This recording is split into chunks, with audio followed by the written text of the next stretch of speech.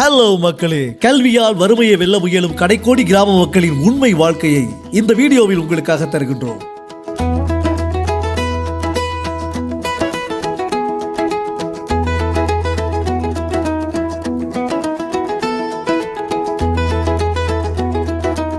எட்டியாந்தோட்டையிலிருந்து சீப்பத்து வழியாகத்தான் நாங்கள் பயணம் செஞ்சோம். பூடுகளைக்கு ரொம்ப பக்கத்தில் போகும்போது இந்த மாதிரி ஒரு நீரோடையை பார்த்தோம்.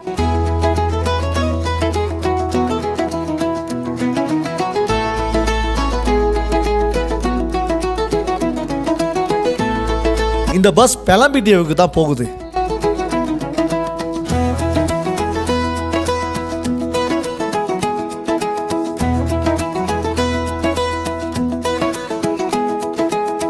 இப்போ நாங்கள் நிற்கிற இடம் தான் பூணுகலை ஹல்கோல்ல டீ ஃபேக்ட்ரி கிட்ட. ரொம்ப அழகான ஒரு டீ ஃபேக்ட்ரி. இது அருமையாக வந்து படம் பிடிச்சு காட்டியிருக்கோம். பின்னால் இருக்கிற லொக்கேஷன்லாம் பாருங்களேன். இந்த உயரமான இடத்துல இருந்து பார்த்தோன்னா சூப்பரான ஒரு வியூ கிடைக்கும்.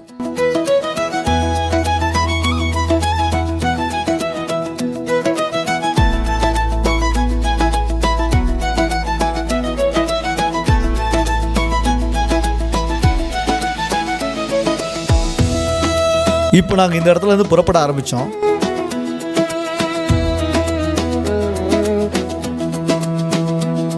இதுதான் ஓலுகல்ல நீர்வீழ்ச்சி. இலங்கையில் இருக்கக்கூடிய மிக உயரமான நீர்வீழ்ச்சிகளில் இந்த நீர்வீழ்ச்சி 6வது இடத்துல இருக்கு. 127 மீட்டர் உயரமும் 59 மீட்டர் அகலமும் கொண்டது. இந்த இடத்துக்கு வந்ததுமே நமக்கு மெய்மறந்து போயிடும். இந்த நீரோட ஓசை, இந்த இயற்கை காட்சி இதெல்லாமே பார்த்து ரசிக்கும் போது அருமையான ஒரு ஃபீல் கொடுக்கும்.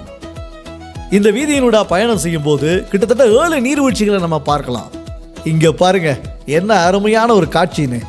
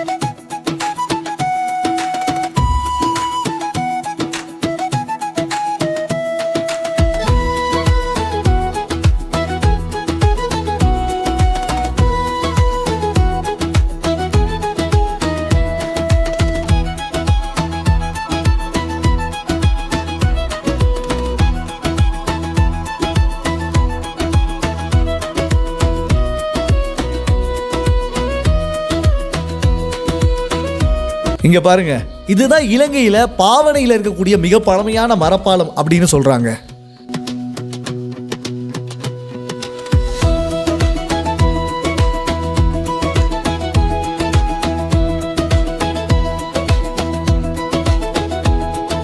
ஏற்கனவே இந்த நீர்வீழ்ச்சியில் எவ்வளவு தண்ணி வந்துச்சோ அதை விட இப்போ அதிகமாக வருது இல்லை.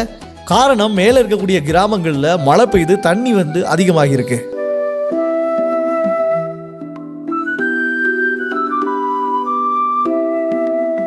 இந்த இடம் தான் அமனாவலை அப்படின்னு சொல்லுவாங்க. ரொம்ப அழகான ஒடுங்கிய வீதி. ஆனால் இயற்கை காட்சிகளுக்கு பஞ்சமே இருக்காது. சீப்பத்துலேருந்து எவ்வளோ தூரம் போகணும்? கந்தளையாவுக்கு 4 கடத்தூரம் இருக்குண்ணா. ரோட்டுக்கு தானே போகிறதுக்கு? ரோட்டுக்கு பயமே போகணும். ஐயாவுக்கு தெரிஞ்சவங்க இருக்காங்களா அங்கே? அங்கே இருக்காங்க, ஸ்கூல் கிட்ட இருக்காங்க. சரி சரிங்க. பெலம்பிட்டிக்கு அடுத்து சீப்போத்துல இருந்து நம்ம இப்போ நாகஸ்தன எஸ்டேட்டுக்கு பக்கத்தில் வந்தோம். இந்த இடத்துல கொஞ்சம் நிறுத்தி கொஞ்சம் ரெஸ்ட் எடுத்து பார்த்துட்டு போகலான்னு. நல்ல காற்றோட்டமாக இருக்குது. ரோடு கொஞ்சம், அதாவது நம்ம பெலம்பிட்டிலாம் தாண்டி வரும்போது கொஞ்சம் சின்ன மோசமா இருக்கு. அதோட இந்த இடத்துல ஒரு ஸ்பெஷல் என்னன்னா தண்ணியோட சத்தம் பாருங்களேன். ஆமாம், நல்ல ஒரு சத்தம் கேட்டுருக்கு. அந்த பக்கம் தண்ணி அப்படி புசோல் ஓடுது. அங்கே தூரத்தில் ஒரு ஆறு ஒன்று ஓடுது. அந்த ரோடுல நிறைய நீர்வீழ்ச்சிகள் ஓடுற தண்ணி அதிகமா இருக்கிற பாதை ரொம்ப அழகாவே இருக்கு. அது மட்டும் இல்லாம ரொம்ப மழை பெய்யுற காலத்துல கொஞ்சம் ஆபத்தான பாதை கூட. இன்னொரு ஸ்பெஷல் இருக்கு, என்னன்னு சொல்லுங்க. நாங்க ஏற்கனவே போன இடம் தெரியுது. ஆமா, வியூ பாயிண்ட் பெலாம்பிட்டியா வியூ பாயிண்ட் வந்து அந்த பக்கம் தான் இருக்கு. ஸோ அந்த வீடியோ நாங்க ஏற்கனவே போட்ட வீடியோவில் அந்த பக்கம் நிக்கிறோம். ஆமா, அந்த லிங்கை நாங்க கீழே போடுறோம். முடிஞ்ச அந்த வீடியோல இருந்து ஒரு சின்ன பகுதி உங்களுக்கு போடுறோம். ஸோ இந்த இடத்துல இருந்து பார்க்கும்போது ரொம்ப அழகா இருக்கு. நல்ல ஒரு வியூ கிடைக்குது. இயற்கை ரோடு இருக்கு, ஆனால் வாகனங்கள் வந்து ரொம்ப குறைவா இருக்கு. அமைதியா இயற்கையை ரசிச்சபடி அப்படி கொஞ்சம் தனிமையில் இருக்கக்கூடிய மரங்கள். தூரத்தில் வந்து தேயிலை எடுத்துட்டு இருக்காங்க.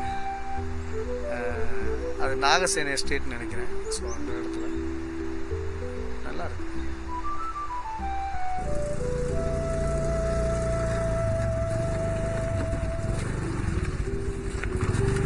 இதுதான் கந்தலோயாவுக்கு போகிற வழி. இது சீப்பத் தோட்டம். அங்கே இருக்கக்கூடிய தேயிலை உற்பத்தியாளர்கள் கொழுந்து எடுத்துக்கிட்டு இருந்தாங்க. கௌரிக்காவா அவங்க?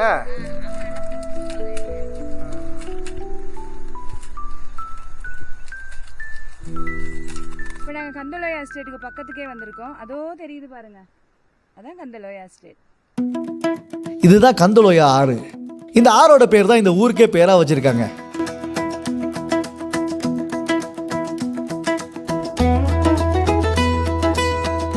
நல்ல அருமையான ஓசையோட இந்த இடத்துல இருக்கிறது ஒரு நல்ல ஒரு வைப்ரேஷனாக இருந்துச்சு.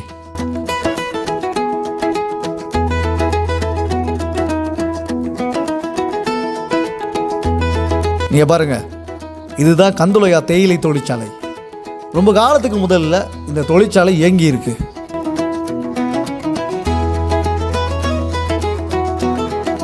இப்போ தேயிலை உற்பத்திகள் வந்து குறைஞ்சி போனதால இந்த தொழிற்சாலை இயங்காம அப்படியே பாழடைஞ்ச மாதிரி இருக்கு.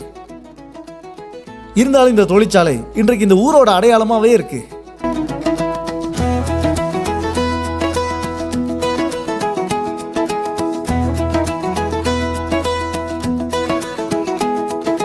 அந்த இடத்தெல்லாம் கடந்து நம்ம கரடுமுரடான பாதையில் சீட்டி மலைக்கு போனோம். கந்தலோயாவில் இப்போ நம்ம இருக்கிற இடம் வந்து சீட்டி மலை. இந்த இடத்துல வந்து 15 குடும்பங்கள் மாதிரி இருக்காங்க. அந்த குடியிருப்புகள் இருக்கக்கூடிய இடத்துல தான் நம்ம பயணம் செஞ்சுட்ருக்கோம். ஸோ பாருங்கள், கந்தலோயாவுக்கு வர முடியாதவங்க, கந்தலோயா இது வரைக்கும் பார்த்ததே இல்லை, கந்தலோயா ஊரை பற்றி போடுங்க அப்படின்னு சொல்லி கேட்டிருந்தாங்க. ஸோ அவங்க வந்திருக்கிறோம். இந்த ஊருக்கு ஒரு கடிதம் வருதுன்னு வச்சுக்கோங்க, 20-25 நாள் ஆகும் வந்து சேர்றதுக்கு. கேகாலை மாவட்டத்துக்குள்ளே தான் இந்த ஊர் இருந்தாலும் இந்த ஊருக்கு போஸ்ட் ஆஃபீஸ் அப்படிங்கிறது நாவலப்பட்டி தானா. நாவலப்பட்டிக்கு வந்து போகணும் அப்படின்னா 280 ரூபா வந்து பஸ் டிக்கெட் கொடுத்தா போகணுமா. கொஞ்சம் தூரம் நடந்து போயிட்டு தான் இந்த பஸ் எடுத்து போகணும். இதில் கீழே ஷார்ட்கட் இருக்கா? இறங்கி போயிட்டு தான் போகணும். போகலாம், இறங்கி வரும்போது ஏற்றமாக இருக்கும். கூட்டிகிட்டு போகலாம். இதில் ஒரு ஷார்ட்கட் இருக்குது. அதில் வந்து இறங்கி போனால் பெரண்ணாவைக்கு போயிட்டு அங்கேருந்து பஸ் போகலாம். பெலம்பிட்டி பஸ்ஸெல்லாம் வரும், சீப்போத் பஸ், அதில் போகலாம்.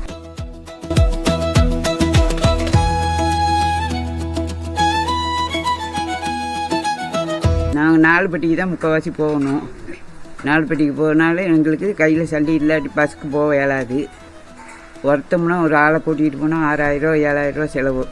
3 வீலில் போனா, வீலில் போனால் ஒரு ஹாஸ்பிட்டல்னா எங்கே போவீங்க? நாலுப்பட்டிக்கு தான் போகணும். 2 ஹவர் போகும் கூட, 2.5 ஹவர் போகும். ஒரு திடீர்னு ஒருத்தம்னா கூட்டிகிட்டு போக கூட பெரிய பிரச்சனையாக தான் இருக்கு. இல்லையா? ரோடு வசதி இல்லை, ரோடு சரியான மோசமா இருக்கு. ரோட்டு வசதி இல்லை. பாபா கடைக்கு இருந்தா கொண்டு போயிட்டு யாராவது கூலிக்கு வீடு எடுத்து தான் அங்கே டவுன்ல கொண்டு நிப்பாட்டி. பாபா கடைக்கெல்லாம் இருக்காங்க, அவங்களெல்லாம் அங்கே கூலிக்கு வீடு எடுத்து தான் தங்க வச்சிருக்காங்க. பாபா கிடைச்சாக்கி தான் இனி வருவாங்க. இந்த ரோட்டு வசதி சரியான மோசம். கந்தலோயா முத்துமாரியம்மன் கோயில். இந்த ஊரோட மத்தியில தான் இந்த கோயில் இருக்கு.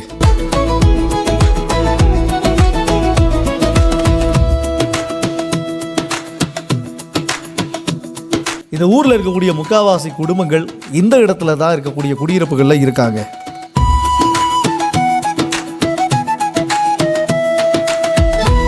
ரொம்ப நெருக்கமான குடியிருப்புகள் தான் இந்த இடத்துல இருக்கு. பாருங்களேன், அங்கே ஒரு ஐயா உட்கார்ந்துருக்காரு.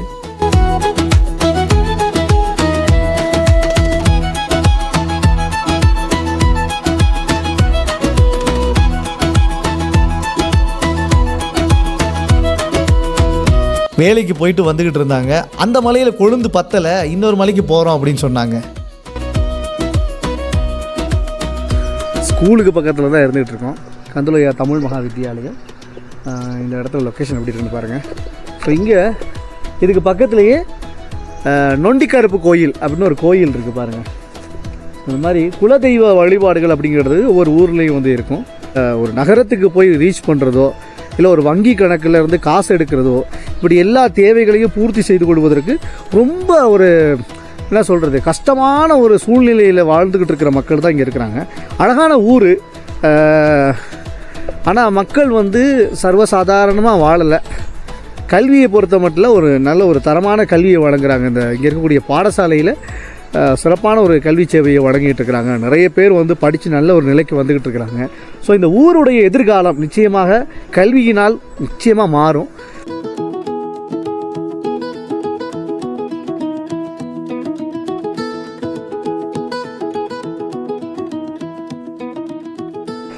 வணக்கம், என்னுடைய பெயர் வந்து எம் கருணாகரன். நான் வந்து கேதை கந்தலோயா தமிழ் மகா வித்தியாலயத்தின் அதிபர். கந்தலோயா தோட்டம் என்பது கேகாலை மாவட்டத்தில் அமைந்துள்ளது. இது வந்து JDEBக்கு சொந்தமான நஷ்டத்தில் இயங்கும் ஒரு தோட்டமாகும். இங்கு வந்து ஆரம்ப காலத்தில் வந்து 2000 ஏக்கர் ஏலக்காயும் தேயிலை தோட்டங்களும் செழித்து வளர்ந்த ஒரு தோட்டமாக காணப்பட்டது. இப்பொழுது அவ்வாறு இல்லாமல் இது பெரும் நஷ்டத்தில் இயங்கும் தோட்டமாக காணப்படுகின்றது. இங்குள்ள மக்கள் மிக்க வறுமையானவர்கள். வாரத்தில் 3 அல்லது 4 நாட்கள் மட்டுமே வேலை கொடுக்கப்படும். ஏனைய நாட்களே இங்குள்ள மக்கள் வந்து 4-5 கிலோமீட்டருக்கு அப்பால் சென்று கூலி வேலையை நம்பியிருக்க வேண்டியிருக்கின்றது. அதில் பெண்கள் மற்றும் வயோதிபர்கள் நோயாளிகள் அவர்களுக்கு அந்த தூரத்துக்கு சென்று கூலி வேலையை செய்ய முடியாமல் காணப்படுகின்றது. சராசரியாக இங்குள்ள மக்களின் மாதாந்த வருமானம் 15,000 ரூபாவாக காணப்படுகின்றது. இங்குள்ள பிரதான மக்கள் நகரங்களுக்கு செல்ல வேண்டும் என்றால் அது நாவலப்பட்டியை நோக்கியே செல்ல வேண்டும். காலை 7:30க்கு நாவலப்பட்டிக்கு ஒரு பிரைவேட் பஸ் சென்றால் மீண்டும் அது கந்தலோயாவுக்கு வரும். மாலை 5 மணிக்கே வரும். அதாவது டவுனுக்கு செல்ல அவசரமாக செல்ல வேண்டியிருந்தால் ஒரு நாள் முழுவதையும் செலவழிக்க வேண்டிய நிலை இருக்கின்றது. இங்குள்ள மாணவர்கள் மிக சிறந்தவர்கள், நன்றாக படிக்கக்கூடியவர்கள். கந்தலோயா பாடசாலையை பொறுத்தவரையில் நாங்கள் 2013ஆம் ஆண்டு ஓலெவல் தொடங்கினோம்.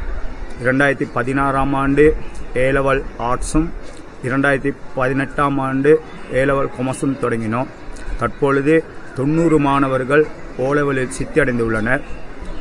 51 மாணவர்கள் பல்கலைக்கழகத்துக்கு தெரிவாகியுள்ளனர்.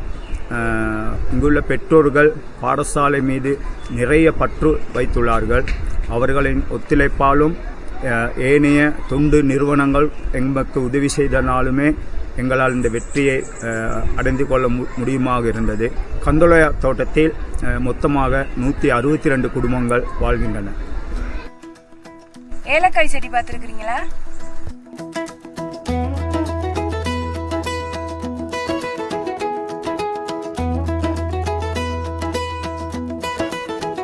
எங்கேயுமே பார்க்காத ஒரு அளவுக்கு ஒரு கொழுந்து முழுவத்தை இங்கே நாங்கள் பார்க்குறோம் கந்தலோயாவில். என்ன ஒரு ஸ்பெஷல்னு சொன்னால், இந்த வேலை செய்கிற அத்தனை பேருக்கும் ஒரு அடுப்பு வச்சு பானை வச்சு தண்ணி சுட வச்சு டீ ஊற்றி குடிக்கிற அளவுக்கு ஒரு வசதியை செய்து வச்சுருக்காங்க. அழகான நேர்த்தியான நடை வரணும் அப்படின்னு சொல்லி சின்ன வயசுலேயே இந்த மாதிரி விளையாட்டுலாம் விளையாட வச்சுருப்பாங்க. நீங்கள் விளையாடி இருக்கீங்களா?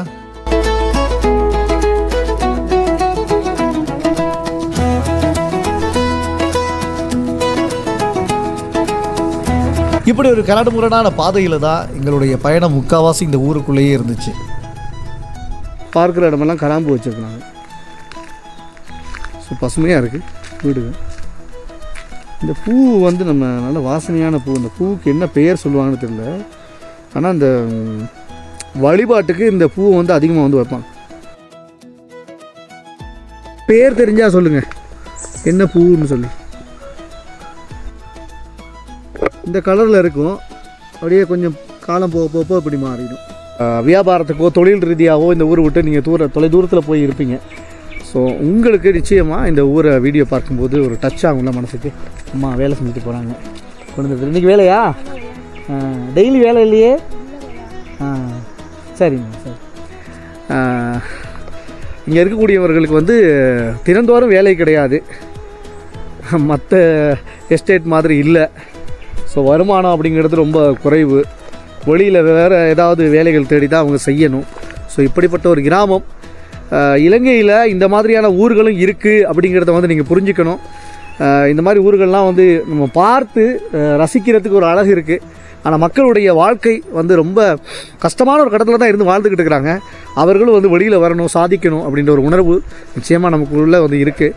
இந்த ஊர் நிச்சயமாக எதிர்காலத்தில் ஒரு மிகப்பெரிய ஒரு எடுத்துக்காட்டாக இருக்கும் அப்படிங்கிற நம்பிக்கை எனக்குள்ளே இருக்குது. மழை வர்ற மாதிரி இருக்குது. ஸோ நாங்கள் இந்த ஊரை விட்டு போகணும். வர்ற வழியெல்லாம் கொஞ்சம் பாதுகாப்பான வழி கிடையாது. மலையோட மலையாக நனைஞ்சிக்கிட்டு அந்த ஊர்லேருந்து நாங்கள் புறப்பட்டோம். மீண்டும் இன்னும் ஒரு வீடியோவில் இன்னும் ஒரு கிராமத்தில் சந்திக்கலாம்.